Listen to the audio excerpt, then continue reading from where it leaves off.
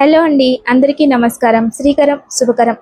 ఈ రోజున కూర్మ పురాణం గురించి, అలాగే ఆ కూర్మ పురాణం అధ్యయనం చేయడం వల్ల కలిగేటటువంటి ప్రయోజనాలు ఏమిటి, ఈ రోజు 20వ తేదీ గనక జన్మించినట్లయితే వారి యొక్క లక్షణాలు ఎలా ఉంటాయి, ఎక్కడ జాగ్రత్తలు పాటిస్తే మరింత ఉన్నత స్థాయిని పొందగలుగుతారు, అదృష్టాన్ని ఇచ్చేటటువంటి తేదీలేవి అనేటటువంటి ఆసక్తికరమైన అంశంతో పాటుగా పిల్లలకి తెలివితేటలు బాగా పుష్కలంగా ఉండడానికి, వాళ్ళకి చదువు బాగా రావడానికి, మంచి దారిలో ఉండడానికి ఎటువంటి పరిహారాన్ని పాటించాలి అనే ఆసక్తికరమైన అంశాన్ని కూడా ఈరోజు మనం అందరం తెలుసుకుందాం. ఇక ఈ రోజున ఉన్న తిథి వార నక్షత్రాలను అనుసరించి ఈ రోజున ఫిర్యాదులకు, అంటే మీకు ఇష్టం లేనటువంటి వారి మీద కంప్లైంట్స్ ఇవ్వడానికి, కోర్టు వ్యవహారాలకు, అలాగే కుజగ్రహ శాంతులకు కాలం అనుకూలంగా ఉంది. మంగళవారంతో కూడినటువంటి ధనిష్ట నక్షత్రం ఉన్న కారణం చేత కుజగ్రహ శాంతులకు చాలా అనుకూలమైనటువంటి రోజుగా చెప్పుకోవచ్చు. కుజుడికి సంబంధించినటువంటి వారం కలిగినటువంటి ఈ రోజున కుజుడికి అధిష్టాన దేవత అయినటువంటి దుర్గా అమ్మవారిని పూజించి, ఆ తల్లిని అర్చించినటువంటి కుంకాన్ని తిలకంగా ధరించి తరువాత దినచర్యను ప్రారంభం చేసినట్లయితే రోజంతా శుభప్రదంగా సాగుతుంది.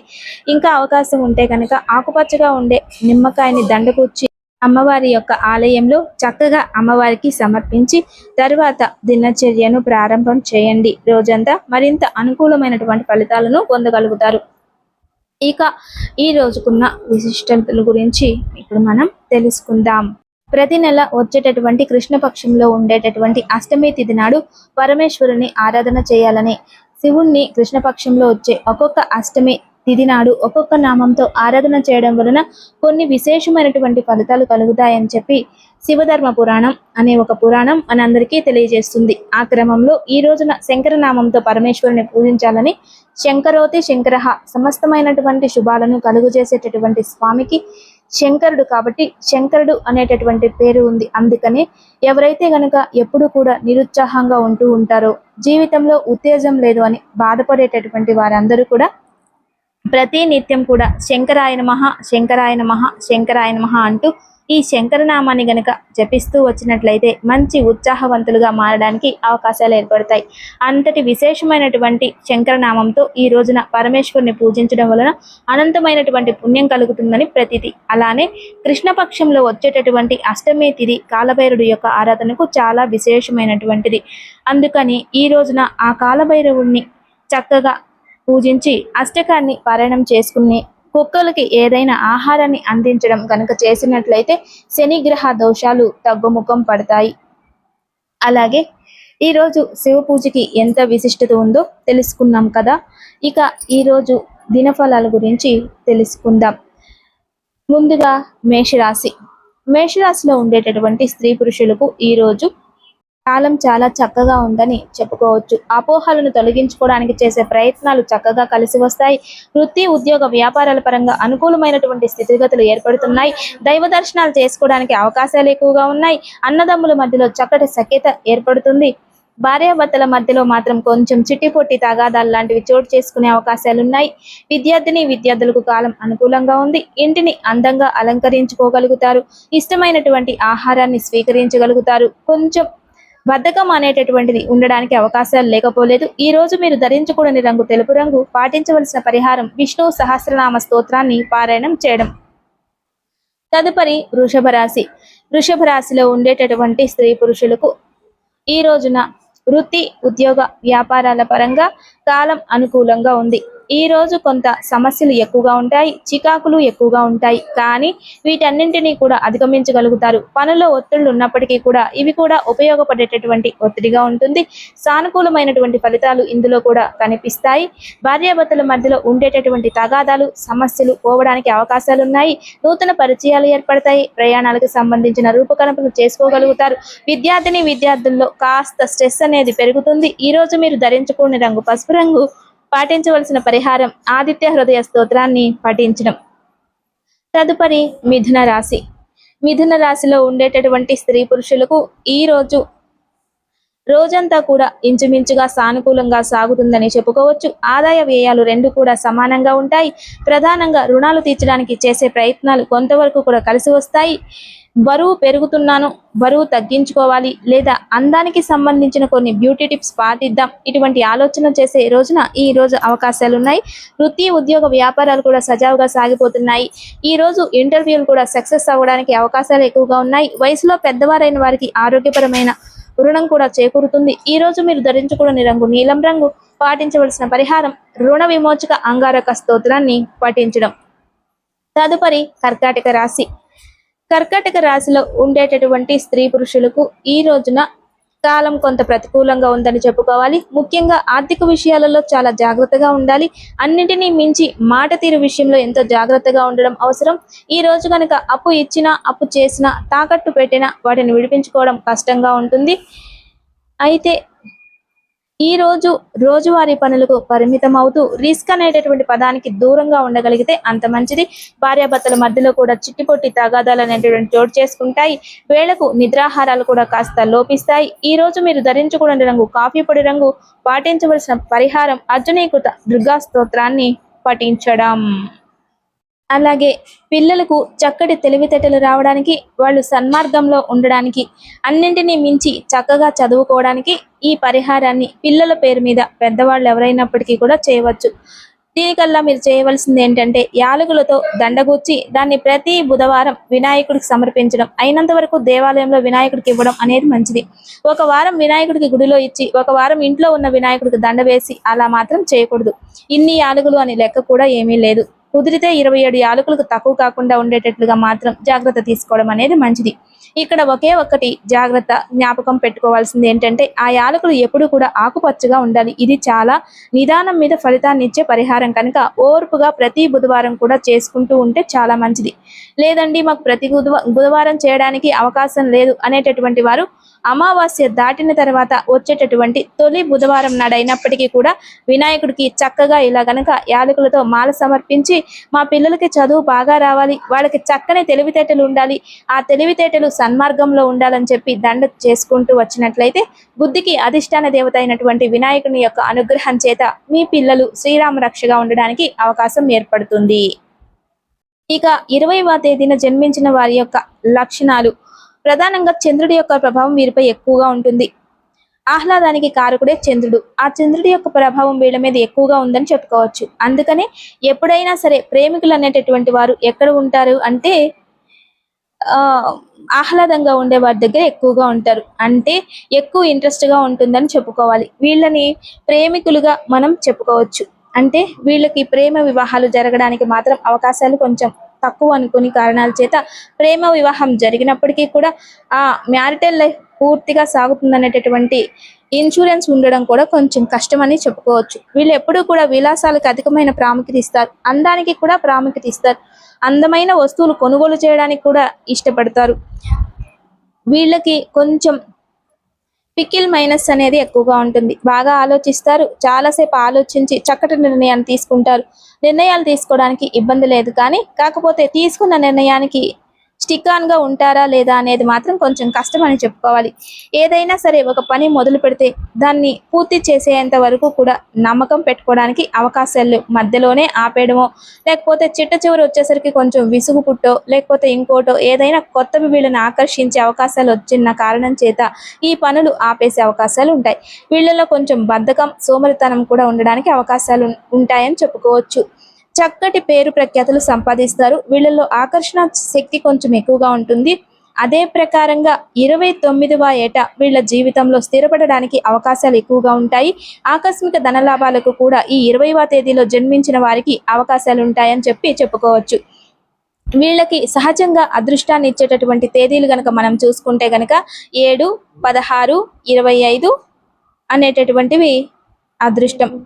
ఆ తర్వాత చెప్పుకోదగినటువంటి తేదీలు 1, 10, 19, 28. అయితే ఈ అదృష్టాలు, ఈ యోగాలు ఇవన్నీ కూడా ప్రత్యేకించి ఏప్రిల్, జూన్, మే, జూలై ఈ నెలల్లో జన్మించినటువంటి వారిలో అయితే కనుక ఎక్కువగా స్పష్టంగా కనిపిస్తాయి. ఏప్రిల్, మే, జూన్, జూలై ఈ మాసాలలో 20వ తేదీల్లో జన్మించినప్పుడు ఇందులో చెప్పినటువంటి పాజిటివ్ రిజల్ట్స్ ఏవైతే ఉన్నాయో అవి వాళ్ళు స్పష్టంగా కనబడడానికి అవకాశాలు ఉంటాయి. ఇక మిగతా మాసాల్లో జన్మించిన వారికన్నా ఇవి కొంచెం బాగుంటాయని చెప్పుకోవచ్చు. అయితే ఇక తదుపరి సింహరాశి. సింహరాశిలో ఉన్నటువంటి స్త్రీ పురుషులకు ఈ రోజు వృత్తి ఉద్యోగ వ్యాపారాల పరంగా కాలం అనుకూలంగా ఉంది. ముఖ్యంగా వ్యాపారస్తులైనటువంటి వారికి కాలం అనుకూలంగా ఉంది. నిరుద్యోగులు చేసే ప్రయత్నాలు కూడా చక్కగా కలిసి వస్తాయి. విద్యార్థులు తీసుకునే నిర్ణయాలు కూడా యోగదాయకంగా ఉంటాయి. అలాగే ప్రయాణాలు ఉంటాయి, కానీ అవి కూడా లాభపడే ప్రయాణాలుగానే ఉంటాయి. కాలాన్ని సద్వినియోగం చేసుకునే ప్రయత్నం చేయండి. ఈ రోజు మీరు ధరించకూడని రంగు గులాబీ రంగు. పాటించవలసిన పరిహారం కాలభైరవ అష్టకాన్ని పఠించడం. తదుపరి కన్యా రాశి. కన్యా రాశిలో ఉండేటటువంటి స్త్రీ పురుషులకు ఈ రోజు ప్రధానంగా ఆర్థిక లబ్ధి చేకూరడానికి అవకాశాలు ఏర్పడుతున్నాయి. ఆర్థిక లబ్ధి మీరు ఎలా అనుకుంటే అలా, అంటే అప్పు కావాలి అంటే అప్పు పుడుతుంది, అప్పు తీరుద్దాం అనుకుంటే అప్పు తీర్చగలుగుతారు. రావాల్సిన మొండి బాకీలు ఉన్నాయి, వాటిని వసూలు చేసుకునే ప్రయత్నాలు చేస్తే మంచి ఫలితాలను పొందగలుగుతారు. నూతనమైన క్రయ విక్రయాలు కూడా సజావుగా సాగించుకోగలుగుతారు. బంధుమిత్రులతో కలిసి ఆనందంగా కాలక్షేపం చేస్తారు. ఈ రోజు మీరు ధరించుకోని రంగు ఆరెంజ్ రంగు. పాటించవలసిన పరిహారం లక్ష్మీ కవచ స్తోత్రాన్ని పఠించడం. తదుపరి తులారాశి. తులారాశిలో ఉండేటటువంటి స్త్రీ పురుషులకు ఈ రోజు నిదానమే ప్రధానం అనేటటువంటి సూత్రాన్ని నమ్ముకోవాలి. మాట తీరు విషయంలో కావచ్చు, ముఖ్యంగా ఆర్థిక విషయాలలో కావచ్చు, ఎంతో జాగ్రత్తగా ఉండవలసినటువంటి రోజు. మీకన్నా పైన మంచి గౌరవప్రదమైనటువంటి స్థానాలలో, హోదాల్లో ఉన్నటువంటి వారితో ఏమన్నా మనస్పర్ధలు వచ్చే అవకాశాలు ఏర్పడుతున్నాయి కనుక మానసిక అలజడులు ఎక్కువగా ఉంటాయి. ఎవరితో ఏ విషయాన్ని కూడా ఈ రోజున చర్చించకుండా ప్రతి దాన్ని కూడా రహస్యంగా పెట్టుకోవడం మంచిది. అలా విద్యార్థులకు కూడా కొంత శ్రమ ఎక్కువగా ఉంటుంది. ఈ రోజు మీరు ధరించకూడని రంగు ముదురాకు పచ్చ. పాటించవలసిన పరిహారం దుర్గా అపదోద్ధరక స్తోత్రాన్ని పఠించడం. తదుపరి వృశ్చిక రాశి. వృశ్చిక రాశిలో ఉండేటటువంటి స్త్రీ పురుషులకు ఈ రోజు గడిచినటువంటి కాలంతో వర్తమానాన్ని పోల్చుకోవడం వలన కొంత నిరుత్సాహపడే అవకాశాలు ఏర్పడుతున్నాయి. అందుకని ఈ రోజున ఏ పని చేసినా అది సాధ్యపడుతుంది అనుకుంటే చేయండి, లేకపోతే దాన్ని వాయిదా రూపంలో తీసుకెళ్లే ప్రయత్నం చేయండి. మిమ్మల్ని మీరు తక్కువ చేసుకోవడం, నిరుత్సాహపడడం, ఈ రెండింటికి కూడా మీరు ఈ రోజున దూరంగా ఉంటే అంత మంచి జరుగుతుంది. ఉద్యోగులకు సహోద్యోగులతోటి కొంత మత భేదాలు ఎక్కువగా ఉంటాయి. అంటే వారితో వీళ్ళకి పడకపోవడానికి అవకాశాలు ఎక్కువగా ఉంటాయని చెప్పుకోవచ్చు. పని వేలు కూడా పెరుగుతాయి. ఇన్ టైంలో వర్క్ మీరు చేయలేకపోవడమో, లేకపోతే వర్కింగ్ అవర్స్ పెరగడం వల్ల కలిగే అసౌకర్యాలు, ఈ రెండిట్లో ఏదో ఒకటి మాత్రం ఈ రోజున ఫేస్ చేసే అటువంటి పరిస్థితి ఏర్పడుతుంది. ఈ రోజు మీరు ధరించకూడని రంగు నలుపు రంగు. పాటించవలసిన పరిహారం ఇష్ట దైవాన్ని ఎర్రటి పూలతోని పూజించడం, నవగ్రహ స్తోత్రాన్ని పఠించడం. ఇక పురాణాలలో కూర్మ పురాణం గురించి ఇప్పుడు మనం తెలుసుకుందాం. మహాపురాణాల వరుస క్రమంలో కూర్మ పురాణం 15వ పురాణం. కూర్మ రూపి అయినటువంటి నారాయణుడు మునులకు బోధ చేసేటటువంటి అంశాలు ఏవైతే ఉన్నాయో ఇవన్నీ కూడా కూర్మ పురాణంలో ఉంటాయి. అంటే మందర పర్వతాన్ని మోయడానికి నారాయణుని స్వీకరించిన కూర్మావతార స్వరూపం ఏదైతే ఉందో ఆ రూపంలో స్వామి మునులకు చేసిన బోధయే ఈ కూర్మ పురాణంగా చెప్పుకోవాలి. ఈ పురాణంలో మొత్తం 99 అధ్యాయాలు ఉన్నాయి. చాలా విశేషమైనటువంటి పురాణం కూర్మ పురాణం. ఈ కూర్మ పురాణంలో విశేషించి లక్ష్మీదేవి ఇంద్రజునికి మధ్య ఉన్నటువంటి సంవాదం చాలా ప్రధానంగా చెప్పబడింది. వీటితో పాటుగా సృష్టి విధానం, వర్ణాశ్రమ ధర్మాలు, అదే ప్రకారంగా భృగువంశం ఎలా ఉంటుంది, అదే ప్రకారంగా యుగ ధర్మాలు, కాశీ ప్రయాగ క్షేత్రాల యొక్క మహత్యం, సదాచారానికి ఉండేటటువంటి గొప్పదనం, ద్వాదశాధిపతుల యొక్క వర్ణన విషయాలు ఈ పురాణాలలో ఉన్నాయి. ప్రధానంగా బ్రహ్మగారి యొక్క మానసపుత్రులుగా భృగువు, అంగీరసుడు, కులస్తుభ్యుడు, కులహుడు, క్రతువు, దక్షుడు, అత్రి, వశిష్ఠుడు అనేటటువంటి వారిని పేర్కొంటూ వాళ్ళకు ఉన్నటువంటి ప్రాముఖ్యతను తెలియజేశారు.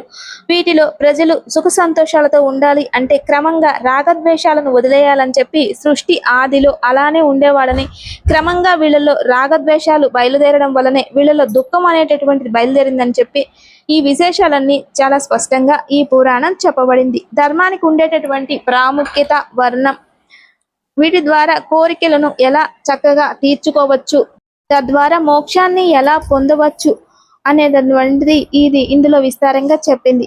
పురాణం స్వధర్మానికి ఉన్నటువంటి గొప్ప పదనం, తీర్థయాత్రలు చేయడం వల్ల కలిగేటటువంటి ఫలితాలు, ముఖ్యంగా చేయవలసినటువంటి స్వధర్మాన్ని విడిచి తీర్థయాత్రలు చేయడం, పూజలు చేయడం ఏం ప్రయోజనం ఉండదు కనుక ముందు నీ ధర్మాన్ని అనుష్ఠించు అనేటటువంటి ఒక బోధ దేవాలయాలు శుభ్రంగా ఉంచుకోవాలని, అలా ఉంచకపోవడం వల్ల కలిగేటటువంటి దోషాలు, ఇలా అనేకమైనటువంటి అంశాలు ఇందులో వివరింపబడుతూ వేదవ్యాసులైనటువంటి వారు మొత్తం 26 మంది ఉన్నారని చెప్పి అందులో ఇప్పుడు మనం చెప్పుకున్నటువంటి ఈ పురాణ విభాగం చేసినటువంటి కృష్ణ ద్వైపాయుడే ఆఖరివాడని చెప్పి విస్తారంగా ఈ పురాణంలో చాలా అనేకమైనటువంటి అంశం తెలియజేశారు.